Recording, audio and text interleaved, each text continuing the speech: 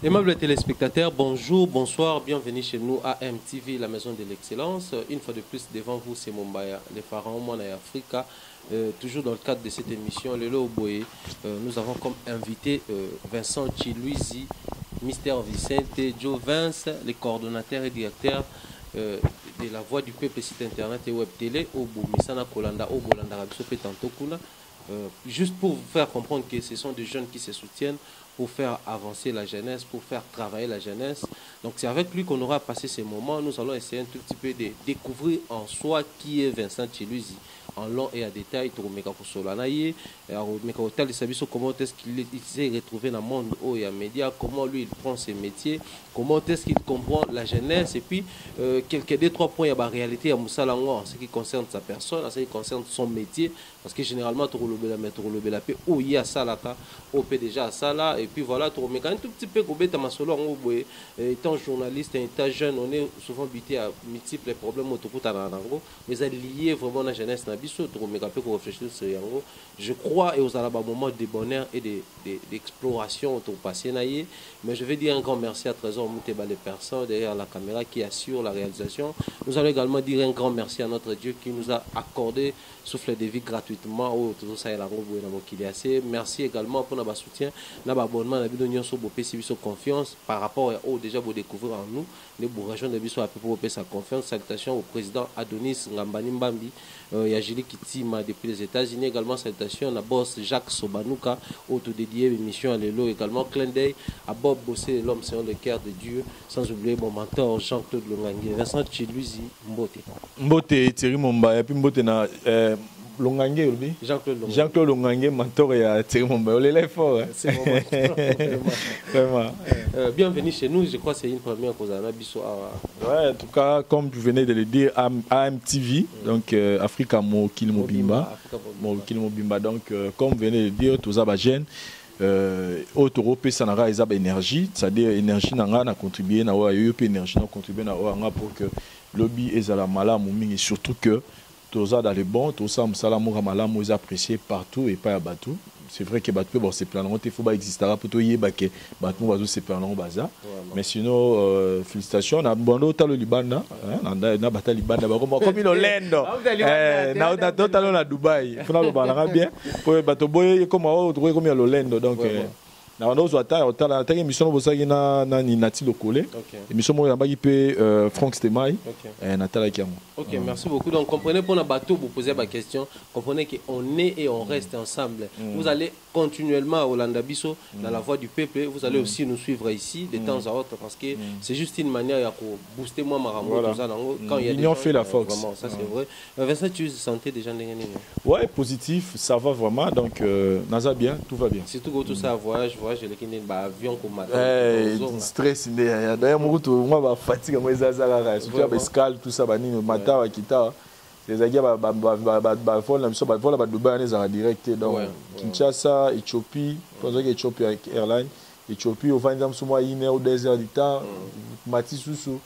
Donc bateau basala ngo ba makasi pena donc nga ba voyage bon ata fona paiement na sous manda pour la selengi na donc bateau zaraye une semaine après surtout ba musicien na régional beto de solo ba musicien ba za komona auti voyage moment qui a matina podium ayembi akiti mona de en tout cas ba makasi vraiment. Donc ça je crois c'est un grand plaisir pour nous et puis un bonheur pour na bateau balanda biso comme on a yo na plateau na biso, mais j'aimerais tout rafraîchir bon moi que Vincent Chiluizi aujourd'hui chroniqueur de musique, analyste culturel, concepteur des idées. Moi j'aime bien appeler ça comme ça, concepteur des idéologies, des idées, parce que au-delà de l'émission, on comprend combien on conserve des idées belées, au-delà où il cause des émissions, mais on se retrouve dans le monde culturel, dans le monde il y a producteur, il y a culture, il y a médias. Voilà, et ça, circonstance car à vie, mututu dans le parcours naé. Au moment où Thierry Momba na vie na biso, mutuno so comme na niveau moroboé, il y a difficulté à souffrance. Il y a makambo ya etali vie et puis ça récolte ça exprime moi révolte, c'est-à-dire mon bateau tout ba souffrant na ba vivre bazala ici ko bazala lelo ke ba koma ba danger parce que mututu a souffrant mututu a peina mututu a leka ba moment mais et dans un moment mo so souffrir au peine comme une étape mo boy ça exprime moi révolte que pour aninga boy pour anika nga boy te c'est que pour ani ba msubo nga boy donc c'est que ça na makambo boy zo sala ke ezala bon et biso to ba na nzambe so ko to ke na ngondeni c'est par là que je me suis posé trop de questions dans la vie. Et ma question m'a posé et ça là que nous avons orienté parce que nous avons déjà dans ce temps autre que biso menzele dans la médecine. Mais la réalité de la vie est celle que aux autres souté nous autant ils soient athées, nous s'occuper dans la société, donc tu es maintenant obligé de faire face à la vie yomoko et par concours de circonstances dans la bande conserva programme Moboé et programme Moboé à sponsoring là besoin il y a un concours moko SMS Libanga. Et quand il y a un concepteur des idées, là vous avez vraiment raison. C'est à partir de ce qu'il y a une conception d'idées, de ça qu'il y en a comme le chroniqueur, c'est-à-dire que dans ce projet, il y a SMS Libanga, c'est un projet qui est dans le Baranaroussa, là on peut toujours honorer parce qu'il y a un qui font la porte. Dans la poste, il y a sponsoring, il y a partenariat dans le réseau téléphonique, Tigom Tazorango, mais tant que Zuango, obligé que comme ils ont conception en Haïti, il faut que ils aient sous format émission télévisée et ils ont fait un représentant. Même si on a représenté l'émission, il faut que tu apprennes ça. Et tu as un centre de formation, on a piqué il y a 3 mois, juste pour nous présenter, et voilà, nous avons tout le monde dans le monde. Au côté mondango, au côté là, à partir il y a programme, je pense qu'il y a programme télévisé, voilà. En clair, oui. Voilà. Et puis qu'on ok, qu'on basculer, parce que j'aimerais beaucoup plus s'attarder plus dans ce qui concerne la présence dans les médias en ligne. Qu'on basculer, qu'on a la télé en clair, qu'on a les médias en ligne, et ça la toujours dans le concours à circonstances. Circonstances et des événements. Et donc, quand vous avez besoin d'atteindre un objectif, Dieu utilise des gens, des événements, des circonstances pour ce lot. Donc, je ne m'y attendais pas. Je n'ai pas bien. Parce que je vais vous confondre. Je vais vous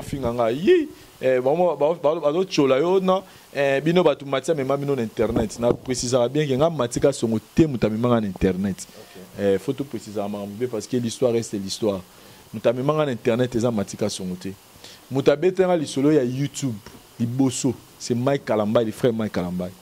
Sur la émission, je me suis dit que film Patricia Azana fait d'ici Tsiko. Tu vois, tu sais émission SMS Libanga. Tu sais émission SMS Libanga frère, moi en 2012 ou 13 comme ça si j'ai une bonne mémoire. Frère Mike Kalamba c'est ça dit ah, l'émission no bossa robot cha ngopé na YouTube, et refont no makambe belé na niveau Libanda. Ah.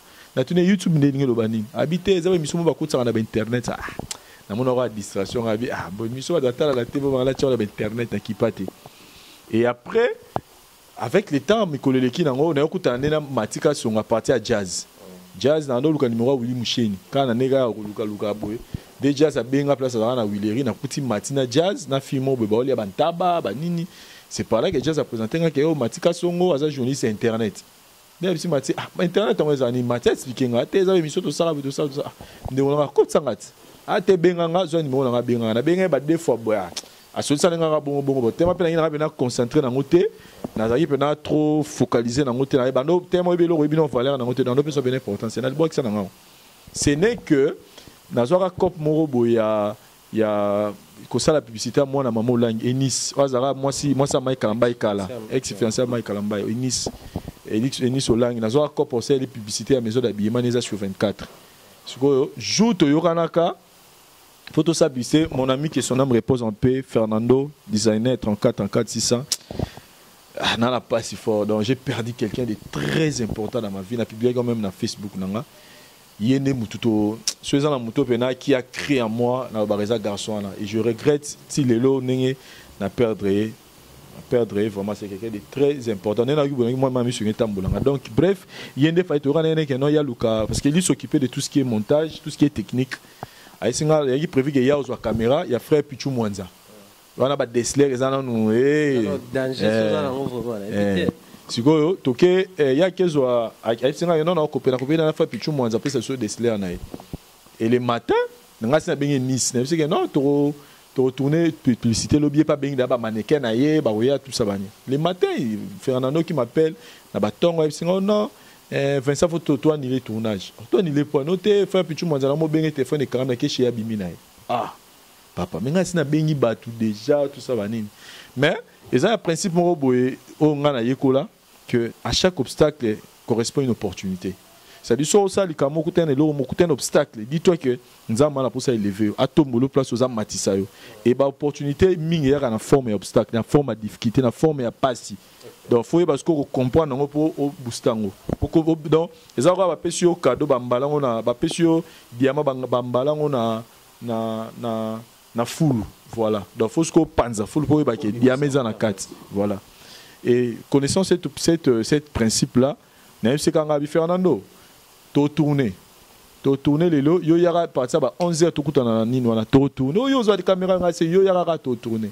et je savais pas comment je vais commencer navani moi temps de dimi à moi méditation pour esprit beau gosse caméra za sko cordon ya la vie du public esprit na ilinga mon esprit na bien beau gosse a filmaka na kepa na tourner beau gosse na luka caméra mo ba desler ba pona ba publicité ai singa ouais to ke pas filmo be Milon Nzumba azana na vie du public azana na vie du public toke pas Milon Nzumba azana mutune mo boye azana desler wana Milon Nzumba pe na mbala bosone ba Milon Nzumba na bato ba otala baby Milon ba bosona ka kutana na Milon ezaka bongo na pas Milon Milon abengi Isaac Mbongo na téléphone rencontre moi Milon abengi Isaac Mbongo na téléphone que non mutu mo ata besoin louer caméra desler Isaac c'est comme tazaki cordon ya la vie du public à cette époque là.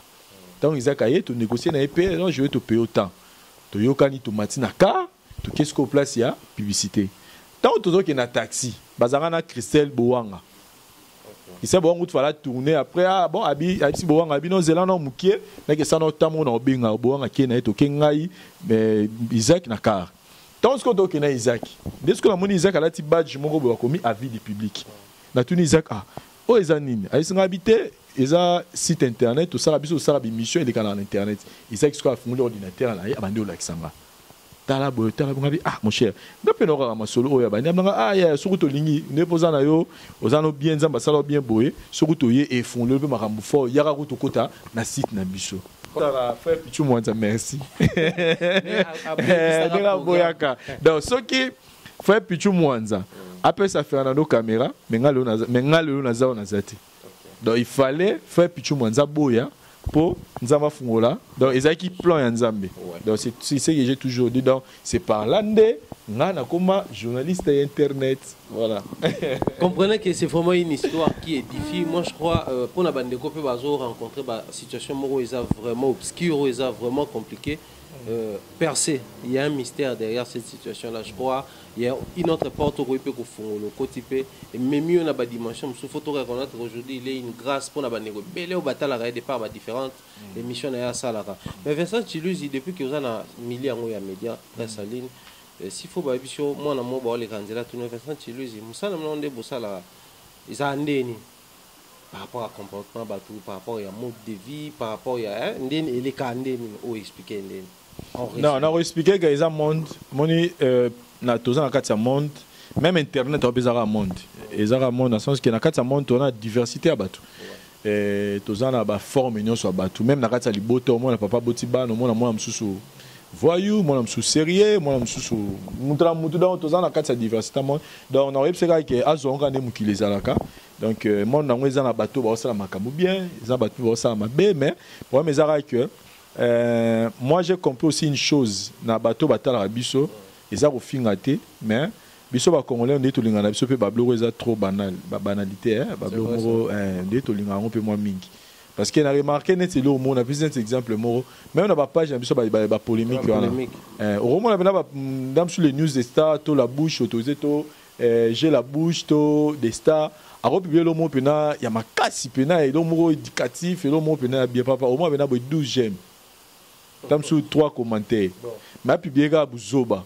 Oh, mutumoro fingande on a papa au moins on a 565 commentaires, 1000 j'aime. Vous comprenez et au moins même que ma page même banini wana et comment plus nourrir na baka parce que parce que moni ngana oteka bilamba na moke bilamba eteka bato osuma la bonté.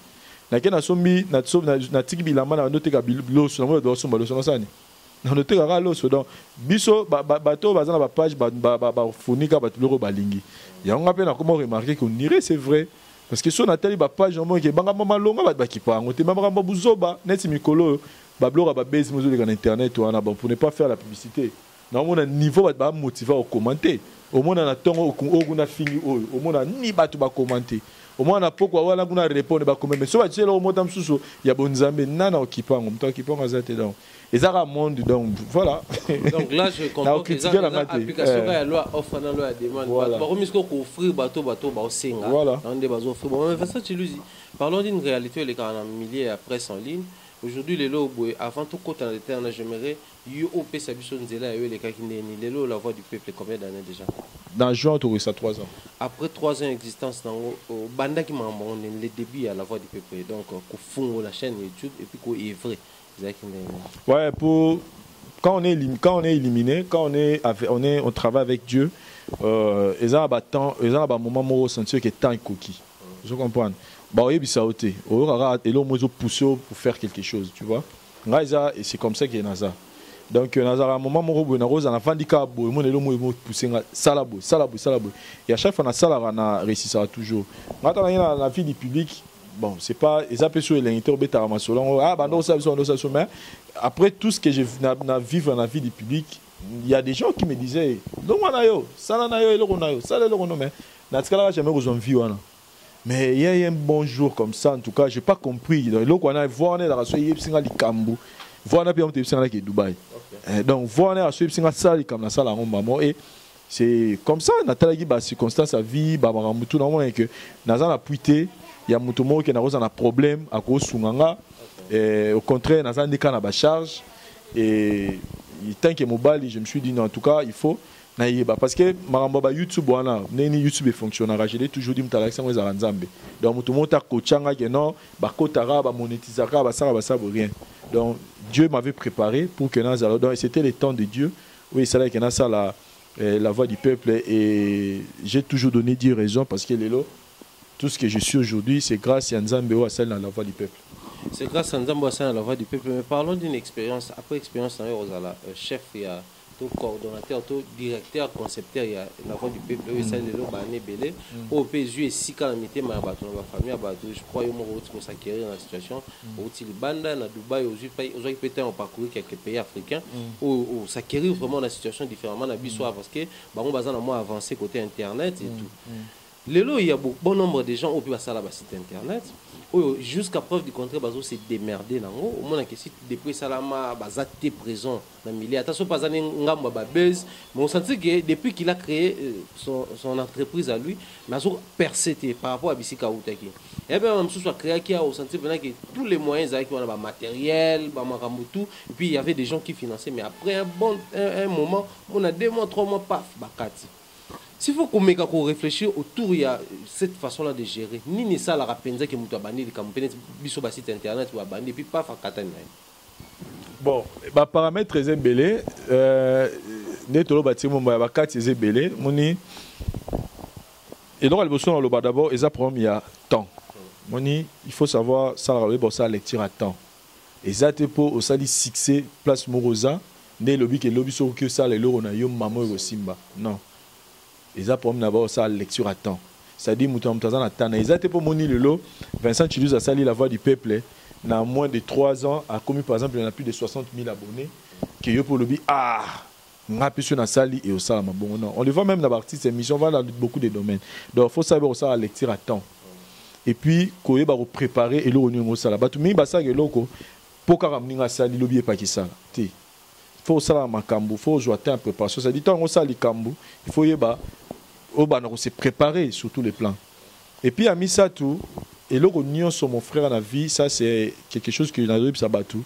C'est que tu vivre dans le monde où ils ont constitué na ba loi, na ba principe, où il niveau nzambe mukili nango asala.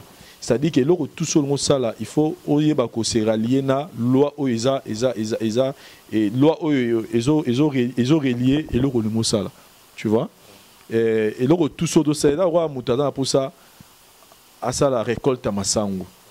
Et ça, à un moment où il faut na masango, il faut na temps où par exemple, par exemple, on a un période de langue, par exemple. Et là, on a peut-être une période d'amboula. Vous comprenez? Et puis, tant que l'on y a il faut ça là pour que quoi là. bilanga tout le monde a ba boire la ngoma chaque tongo folongo la bakasa tout ça donc l'autre tout ça là c'est important ya koyeba ba loi ni nzambe ache pour appliquer pour que l'euro na zo sala et que les liboso tu vois les gens ils font des choses à saline ka eloko mais auzonga na kati na été pas yeba qu'est-ce que je dois faire pour que l'euro na ipusa qu'est-ce que je dois faire pour que na fulu na baba ni ko fulu qui sama donc au mata vous comprenez parce que même succès ils ont un principe na ba loi nango o nzamba établissant na mukili pour muto atteindre ngo même réussite ils ont la loi o nzamba sana mukili pour que muto réussir na mama sala même progrès donc tout ce qu'on fait dans la vie ils ont la loi na ba principe nango o nzamba cha et seigneur na muto o appliquer ngo pour que mo makamno kende donc eza te ko ka bo salika site na sali site ngonga TV ou bandi ko tchaba vidéo oui mais est-ce que o appliquer ba loi o nzamba sengi pour que kene bongo et au moins ce qu'on a bateau ba yebi bateau baza éliminer bateau baza averti tant au sala ngo au moins que les années on suna muto aza averti est-ce que awane ko mani ye wana simba ye wana mutabakis ye wana kuta koma opesa simba oh ye wana kutu boba on t'accuse de tous les mots alors que tamsuyo ozo appliquer car principe oyo nzamba sengi pour que makamuna yo ekene liboso donc moi je demanderais aux gens seulement ba ça lecture à temps et puis bon nzambe za makasi na kati na bango makamuna ekene liboso voilà. Vincent Chiluizi, merci beaucoup. Je crois il a su bien bas conseil. Comprenez que moi Bonzambe fait ça na moni. Ouais, au Saranate. Et Zalara Makasi. Oh là. Donc c'est un réel plaisir au monde que na kati domaine Bonzambe fait ça parce que déjà la spiritualité c'est la base. Et le réseau bon mabiso ba jeune lelo Thierry Mumbaya et sa spiritualité. Et sa spiritualité, c'est-à-dire biso ba jeune tozo mi peut ça trop na distraction qui na spiritualité. Et le réseau bon ma biso ba jeune lelo yangwana biso ba jeune to lini trop facilité lelo to pe or que biso ba jeune lelo ne toza bitiri mombaya photo pe ça temps plus na musala ça dit ta distraction fait za muke ta musala fait za les belé ta spiritualité fait za les belé vous comprenez mon frère ngala oti libanda Thierry na oti Dubaï wana j'ai appris beaucoup de choses car na observation na comprendre lelo makambo belé et biso lelo j'ai compris une chose c'est que marambeza bela roloba Thierry c'est que biso ba jeune il faut garder tout la muka to lingana et lora liboso poto ke liboso biso ba jeune lelo il faut bolingwezala faut que to lingana nanu il faut musala ibele et puis spiritualité belé ndeto ke musika donc il réseau pour ma biso ba jeune lelo yango donc tozana posa to koma mbangu alors que c'est ngata voilà. Pour ça, comme on mais c'est il faut que parcourir. En gros, déjà, pour tout championnat, il y a réunion sur bazar na parcours. Donc, il faut accepter que ça la parcours, il faut atteindre toujours le cas. Et puis tout ça encore, au moins, à horizon, ils ont encore plus. Mais Vincent Chiluizi, à une période, mon gros donné, la presse en ligne a été accusée de tous les mots. Ils ont considéré le roi bête noire, le roi sectaire, mon gros vraiment, il y a ma bébé, ici, bah vie, c'est athées, bah vertu, bah vie, ici, poto, na saleté. Mais après, à un moment donné, on a constaté dans le milieu, moi, assainissement, Koti. Mais s'il faut le dire par rapport à l'année 2018, s'il y a un grand danger où ils ont rongé secteur, on a vu sur la presse en ligne, les grosses années. Bon, ça on a pu savoir ma page internet, ma page Facebook, na biso. En tout cas, na zana considération ma casse pour na bango. Je vais citer leurs noms, les news des stars, j'ai la bouche des stars congolais, la bouche autorisée. En tout cas, on a cité 4 pages, on a dit que Penda, on se bat chez loco, il faut ça à Makambo. Bon dozen na nous pe, babuzoba yaba, nde on a biso ba ça na ba Facebook na bango. Et comment ça salité. Au moins na tongo Madeleine azo finga Chantal. Na pourquoi Chantal pas bi ngape na otika la simate. Chantal est pas zongisi. Tant que Chantal a zongisa, camarade à Madeleine bijou aya récupéré. Et comment ça la salité. Et lelo c'est vrai que eza eloko yo nde totolo ba ke bato ba linga la bango ba blomo ba futilité. Mais ceux qui ba otela bango sous ba futilité on a té eza pe manier pe ba ko éduquer, ko rééduquer bango. Au moni lelo eza na bande musu lelo asa chroniqueuse. Asa la té mission mota yambata ata moninga ne chroniqueur pas tout na ta makambo. Mais quand elle apparaît pour de bêtises. Et puis le Bami Bengi, star. surtout yo za star anini na star po na ngena ko finga na page à la bouche autorisée na za star po na ngena ko finga ya totalité au monde na fingité na j'ai la bouche. Les gens, ce que ça dit, tozo aider Moussa na bisoté quelque. Le bateau bateau peut s'encore tenir, ils aura ba page. Je comprends que de l'eau ba page Moussou, ba ça ba YouTube na bango score comme obligé, il faut à vivre na ba site là mais ça construit à rien. Parce que le lot de les bananes même bandeko ba ça là je vous dis que vous n'êtes pas considérés.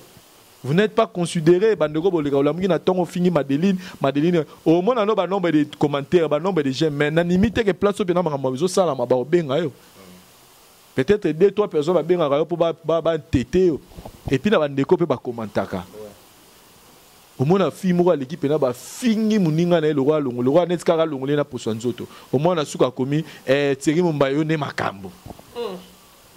Auto finga ba alsa di vidéo finga yo le koye na commentaire yo ne o lo pesa ta conseil que ya ko finga wiza mabe. Mais yo ke pena yo ne makaya ya sabola bango finga bango. Ça dit en tout cas, na bandi on a biso ba na ba page lelo danger na biso il y a YouTube il y a presse en ligne comme wana. Que les gens ne travaillent plus, préfèrent que passer dans des bêtises et venir inciter les gens. Oh, mninga senga ki lamba, j'ai azo audio na bomba la poche. Allez là, il y a pas bimisa on peut finir ça. Mninga o kuna sala ki boy. Je trouve ça en tout cas et ça salité on a le biso ba jeune, tout comme trop na ba distraction alors que ça na makambo important au sala na mukilo. Donc il y a un danger pour nous ba page na biso ba moko alimenter buzoba na presse en ligne voilà. Vincent Chiluzi dans l'ingamo qui to beta lisolo ba conception na yo beaucoup plus en ce qui concerne les tribunaux dans l'ingato s'attarder moi qui en avant tout na biso chité mais je ne sais pas si comme la au salaire émission culturelle jusqu'à là aux vraiment dans le secteur social mais beaucoup plus culturel mais au moins nous ça l'émission là par exemple un musicien tout ça émission moi analyse sur la culture congolaise toute musique na biso ils ont dominé tiens on en ligne mais au y a pas commentaire pour il nous arrive quelquefois autant pas commentaire autant il y a pas commentaire au moins pas comme bino mboka zo kufa le bolo bela mboka bino bolo bela musicien yo moi ça on est ni s'il faut dire moi ba ndeko ba commentaire bon non na comprendre bango bazan souci mboka moni comme je l'ai dit toujours l'homme sous bat ba loba au comprendre c'est que mon ba ah ya ba job avec ça nina bon ya na mboka kasi boya to bundati te mais quand je suis dans abimi libanda Thierry j'ai compris que maramou belé na mboka na biso pena fait bonga voilà peneza vrai en tout cas moi je crois nos dirigeants je crois vraiment nos dirigeants que ba ko sala le meilleur au baro sala le parce que makambo belé Thierry fait bonga et belé tout ça peut en arrêter maramou belé ça dit au senti que place na outil na ninga faute na senti que na vivre na ba ba comprendre que na habiter na outil Europe pour comprendre côté mais na mon Asie na outil Asie en tout cas na ninga na vivre na Asie na senti que na vivre par rapport ya mboka na biso en tout cas bato ba lobana na comprendre bango pourquoi ba lobara bon parce que bango na façon ba vivre na libanda na so ba na mboka makamninga eza peut-être déranger bango mais de l'autre côté faut pas comprendre que ceux qui biso sont ça politique bon na ça musique. Ceux qui sont la musique, bon, on a le sport. Mais bah, ça n'a pas que ça va s'appeler comme sous-souper, Kabulo, ça émission la sport. Oh, bana, vina, et lelo. Sport et zani. Distraction, distraction, loisir. Ce qu'on va appeler Kabulo, mais yo pe banda, émission pour sport, c'est la bisopé, émission politique. Non, c'est pas dit que biso nyon soto bengama pour lancer l'émission politique. Tous en la secteur, il faut. Moutsire Azala, il faut Massoua Azala, il faut architecte Azala, il faut docteur Azala, il faut mécanicien Azala, il faut chroniqueur, il y a culturel Azala, il faut journaliste Azala. Donc, et ça, monde des abondants. Que biso et ça te pour tout ça émission en musique et que ton négligé maramamboka te te bi que maramamboka mutaza spécialité on a mis sur internet te bi que c'est les airs Didi di Pumba pe na niveau poto pe na mona do ça émission trop il y a un politique basé belé o te bi que basala mais biso tout ça na secteur autopona ça musique et ça ba fait des sociétés OP quelque part et sungara bangolelo musique ezali eza parmi ba biloko etekaka culture en mboka. Et ce qui est le tobi que to soutenir na biso total la mi secteur la musique c'est que to contribuer pe kana mboka. Pour ba biso to sala ba tribunal ezara plus pour na réveiller artiste émission na biso surtout mo ke ba otamula mabe. Et ce musicien le lazong si makamne na nzela et que musique ne ke likolo. Ezara on est ani ka mboka na biso. Donc botika mutu na muta sa musala na ye, c'est pas dit que parce que to sala mamba politique qui tende to yebi politique te. Donc voilà donc on a répondre na bato wana. Vincent Chilou Zibalobi, émission tribunal, une émission qui toko ba rebelle ba landara ba sepela nango. Beaucoup de gens derrière m'ont dit il faut toujours qu'on félicite par rapport à tribunal parce que c'est aussi l'un des canaux où ça là qui va découvrir ngai. Ils qui vraiment tribunal ba o ba yeba ki nga mais les gens en tout cas le monde nous ont découvert à partir du tribunal voilà. Mais ba bi tribunal nango est enrichir yo apparemment parce que le lobo za na fali, oza na kofi o ba bi chaque fin du mois ba mission na ba futa matériaux zo à salaire kuna détruire l'orchestre avec une sauce. Au moment mon frère, il y a une chose qu'on doit se on doit se dire la vérité, c'est que je le confirme, je continue à le ok. Nazara Moutafalité, Nazara Moutakofité, et Kofelomide. Financièrement, on a été à un roté dans le bango, à Otsiri Bandoune, Bazaba Bengeba Tunae, et Lamba, Nazan et Lamba Moroté, Ndaguna Vandara, Nana Kitite, TV, Tata, Télécommande. Donc, je n'ai rien qui ne bénéficiera pas. Ce que Zara a été Lukaye pour tout ça l'émission. Relation à Kofelomide d'ordre professionnel. C'est-à-dire, ceux qui ont besoin d'artistes et musiciens, et relation à Kofelomide, ils ont un niveau de musicien nyonso. Des actes que non aïe, tu approfondis ça la relation que tu as acheté, tu vendis, tu mets la coca, tu mets la maboko, tu mets ma soloté. Des actes d'ordre professionnel, n'engo na fali poupa, n'engo na wera, n'engo na jibé, n'engo na do. Pour n'enga bango tout ba n'engo ko. Il y a pas quelqu'un qui a plus de considération, plus d'importance dans ça na salaka. Donc bango nos artistes na biso na ba respect na bango. Mais sauf que de l'on a le bien oh exact que tu approcheras bango ngana to yebi tu approcheras bango ngana za na opesa na le belo moko na le belo mo bato ba benga mutawera mais na avouer vérité mo le émission na yo ngana ke na ndako wera nga mutawera ti na ke na ndako wera pour na sa émission mais wera tanga moni le nga bossa na émission bon mais ngana mutawera ti mais tant wera moni le nga aboyi ko sa na émission. En dehors, ils ont tourné publiquement, bon, on va conflit, c'est. Oh, oui, pour une bonne année émission. Pour te critiquer, on a une émission dans le tribunal. Ok.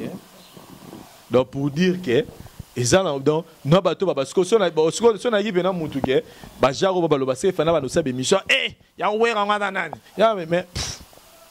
Bimi na lupa on est calme mais moi ça m'a envoyé kana kala tu ça m'a envoyé to kolo ba pèse ça mi récemment. Il est kana longo kala pena ba kala trotter. Parce que récemment tout le monde a qui oboza qui reçu et pas maman Sylvie même pas ta. Ouais ça qui avant. Dans le bango par rapport à Moussa tout ça là. Ouais. Donc c'est pas dit que tous a battu à Batouana.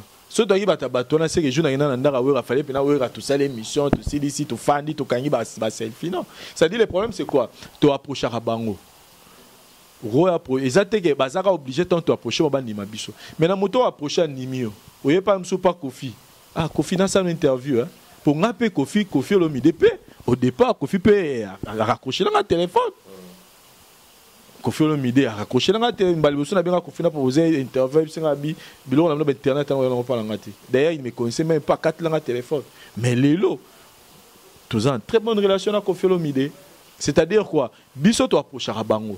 Oya yaminga na osani na oya pa na ye mais oya boyinga na osani na ko insister sur la monika boyinga na osani na ozonga sima mais c'est pas dit que pour oya minga nde na komi mutu na yo parce qu'on doit reconnaître une chose c'est que mon baleb surtout avec internet que ça l'émission na musicien mouné les est impossible surtout émission tout est surtout avec internet l'émission internet ça kaka l'émission va se faire des sociétés ya ko yamba ba musicien na ba porter parole voilà vous comprenez ba bisolet to yena ba internet net to signer que na ke yamba ko Felomide ata boy premier tout lobi na ya sus to signer ko yamba ba musicien que ba grand que yambi pe Fabregas yambi pe héritier yambi pe papa Wemba yambi pe Fali Poupa ça dit biso to signer ne makambwana vous comprenez et c'est tout un processus et tant on a signé Fali to Kofi Olomide na sena Kofi Olomide ah ba internet c'est bon na PC non chance mais tant que c'est une émission à Monique ah c'est gars ça intelligent à réfléchir bien Et sur la cinquième interview deuxième fois, bah Félix Oisé quoi. Tant la cinquième interview deuxième fois, na kena yambi au monde ah muta pour ba mona que ça mission na Kofi, au comme muta Kofi alors que tous arabatu ya batuté. Donc on est là pour tout le monde et quand on fait les analyses, c'est pas pour te dîner ba musicien mais tout ça ba analyse pour te motiver ba musicien na biso ba sala musala koleka. Donc ce monde mbeba ezali to kolobela mbeba wana. Les gens oublient vite, c'est mon bail. Moi, on m'a accusé, biso batanga lycée, batanga comme on a biso to rotanga su comme on a na TVT. Ba biso ba ba so legi na zamba bakata biso makolo. Le cas na viol biso la zamba. Na longa bosanyang. Les gens oublient vite que biso batanga ba batanga comme on a que Vincent Chiluizi na za so na do ça l'émission tena tanga comme on ranson. Mais les lo ba bosse ba komisinga mutawera.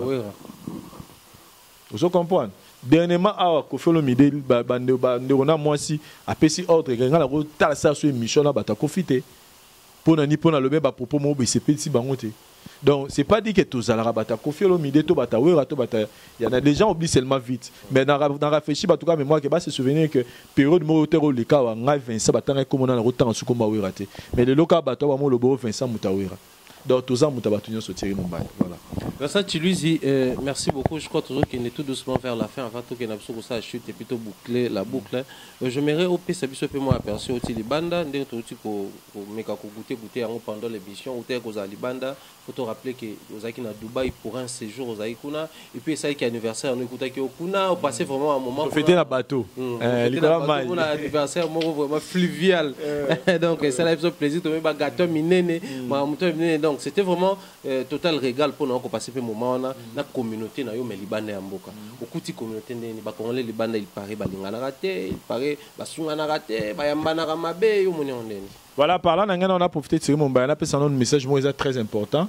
Je profite, si tu me permets, que là, nous savons que la voix du peuple agency. Si, il y a la raison. La voix du peuple agency. Donc, on a Dubaï pour comment on a réglé les Nyambokate, mais on a Dubaï Moussa, on a aussi un partenariat na Cargo Winnerstar. Et quand même, on a mis ce cas d'Imamou Kendi. On a plus de 15 ans d'expérience dans Cargo. Et je souligne que en 2017, Mobimba, on a coté 515 conteneurs dans la ville qui n'amboka na biso awa. On a Monika, on a Monika Bitumbezara, jalousie, mon robot est mal placé et puis voilà. Mais on peut pas être là pour nous voir c'est tout ça. Ce sont des choses qu'on rencontre. Tout le temps aux mata, mais aux a plus important, ça retenir que ça faire face na vie réseau se présenter et puis que ça m'a ramené à malam. Donc voilà quoi donc combien zango me souvenir nanga ezara mingi na mona raba que mutu ça na le retour na mutu ma le cas salier yo a diminuer yo a silisa yo mais comme source na biso à bénédiction eza intéressant bezara nzambe donc to banga makamwa na te. Merci. Merci Vincent tu juste remis na souka autre expérience à m'envoyer des prenez besoin pour revenir là-dessus. Et permettre je crois expérience soit dans ce qui yoté menga et permettre nga comme Mamutu à découvrir qui est qui dans sa vie dans son entourage dans même dans le monde contemporain na biso. S'il faut dire un message dans ba détracteur na union on va se saisir na position toute la situation là pour ba luka davantage qu'on renverser web ça bon. Ça va que histoire na ngeza mulai bato be ba mona ra Vincent Chiluizi lelo Vincent Chiluizi a ebani Vincent Chiluizi aba du peuple site bato belé ça va vie belé dans une histoire moulai et muto alongola ngai na lo côté pas comme ça na 0,5 on a lelo ils en Zambie donc peu importe nos barusala baba on a olonga Nzambe wana et puis ban vie na bango ngati parce que dans une histoire moulai c'est eza preuve il y a persévérance il y a passe il y a belé ou ça qui dans salon na lelo. Donc je n'ai jamais calculé ce que je suis aujourd'hui. Il y a quelqu'un qui a calculé pour notre école de Nzambe. Donc moi je dirais pas la bâton la botika to bo continuer. Donc ba salo ba ça me ba yeba que place on a outil et ça tellement musika que bangote ba aussi disanga. Donc na pamboli bango Nzambe na pambola bango makamamo ke musika ke liboso na za na kana mutute mais sauf que na comprendre neni ce qu'il faut vivre pour éviter ba blom sous que un jour ko lobi ko salir nga lisusu. Voilà. Merci beaucoup Vincent Tchiluzi. Nous sommes arrivés cette fois-là à la fin de cette émission, un mot de la fin, et puis quelques salutations. Et puis on rappelait maintenant le numéro pour la Voix du Peuple Agence. Oui, à la Voix du Peuple Agence, numéro 089 769 80 55. Nous sommes là pour nous servir Bino. Ça a confiance. Merci. Le président Kadima Mukendi Nakati à Dubaï wana, merci na Herman Ngumba les jeunes millionnaires na madame Nayo, merci na Babi Oasis Nakati à Dubaï wana, puis Gigal mon ami Gigal de Dubaï place Oza Bambo Tebele, merci na madame ya monsieur Kadima, madame Pamela Mombo place Oza pe Moteno Bele place Ozali, merci na président Denis Ngambani, Julie Kitima, et puis na Chombele Mutu na Moni Rafi, toi, mon frère place Oza, Abel Kanga, mon vieux Willy Moucheni, le véritable code mondial place Oza Mbote Bele, et merci Penayo Tsing Mombano et Aminga na émission na Olelo. Merci beaucoup Vincent Tchiluzi pour la disponibilité. Nous disons un grand merci à Trésor Mouteba derrière la caméra, également un grand merci. On a battu tout, soutenir des près comme de loin. Communauté aux Anakats à Dubaï, on a vraiment applaudi au Bino, on a encouragé cet esprit-là à fraternité. Et aussi à la vision bien, je vois Herman, les millionnaires, le président Kadima, les vieux amis à Missi, tout baza côté Kuna, vraiment, bozo continuer à manifester envers Bisso Bato Toza Koto, et aussi à la vision plaisir également. Salutations à boss Jacques Sobanouka depuis les États-Unis, les jeunes Congolais entrepreneurs et businessmen. Je vois dans l'Ukraine Blaise Walongwa, le businessman de l'Ukraine, pourquoi pas le président Adonis Ngambani et Julie Kitima. Salutations également à Chombele Moutuji, salutations à Blaise Walongwa encore, Bob Bossé, l'homme selon le cœur de Dieu. Mon mentor Jean-Claude Longangue ainsi que maman Rose Faliala, le ministère également. Salutations à toute la famille Longangue depuis Londres, Succès Kassongondika depuis Paris, pourquoi pas Kelly Charleston, ainsi que Presse Toukou. D'ici là, portez-vous bien, on se retrouve très prochainement avec nous également. Bye bye.